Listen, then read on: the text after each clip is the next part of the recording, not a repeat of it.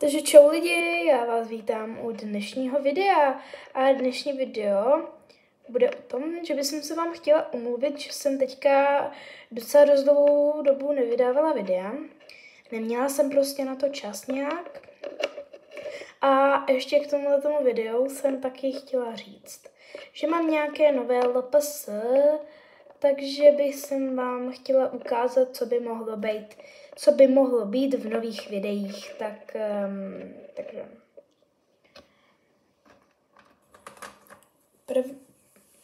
prvního LPS tady máme tohodle.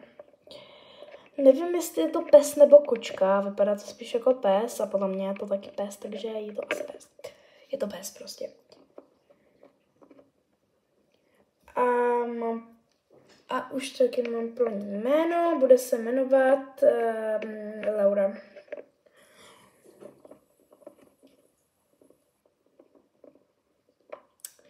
Takže to byl první pečopák. Druhý pečopák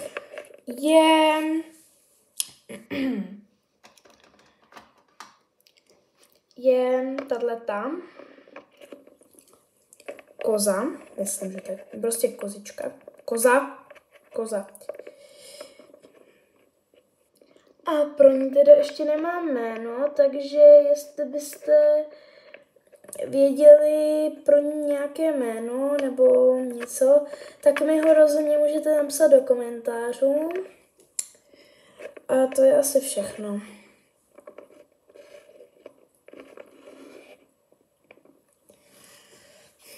Tak a jako třetí LPS tady je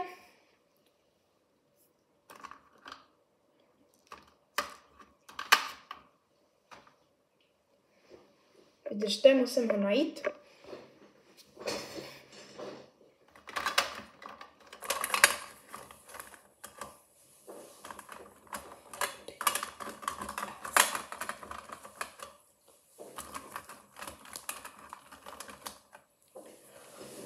Jako třetí LPS je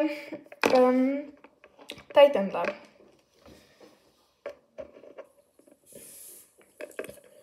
Musím se přiznat, že teda jakoby vůbec nevím, co to je za zvíře. Nějak se tak trošku myslím, že to je mravenec. Ne, to spíš ne. Prostě nevím, co to je za zvíře.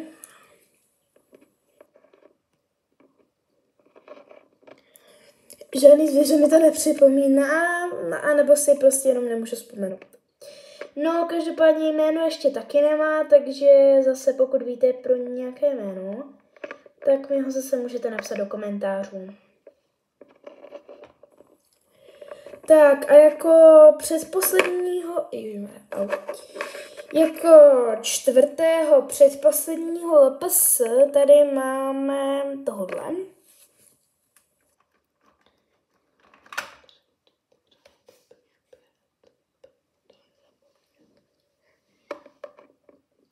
A je to teď na ten kohout. Se to nevidíte, já to trošku zkusím. Dobrý, teď už to vidíte líp. Takže jako čtvrtý je tady tento kohout a jméno zatím pro něj taky nevím, takže jestli byste věděli nějaké jména, tak je můžete napsat do komentářů. Budu za ně moc ráda.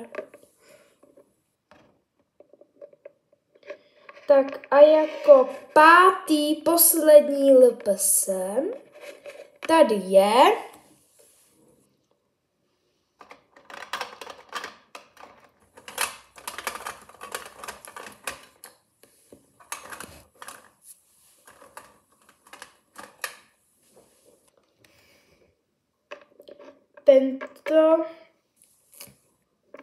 tento je tady tento oslík.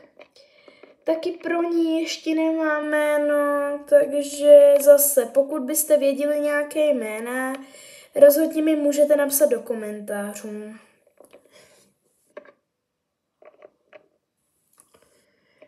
Tak jo, a to bylo všechno z LPS a ty doplňky mám uklizené, takže asi vám je neukážu, takže se omlouvám, třeba v nějakém příštím videu bych vám je mohla ukázat. Takže to asi bylo všechno z dnešního videa, já doufám, že se vám video líbilo, můžete dát like, odběr, zvoneček a zatím čau!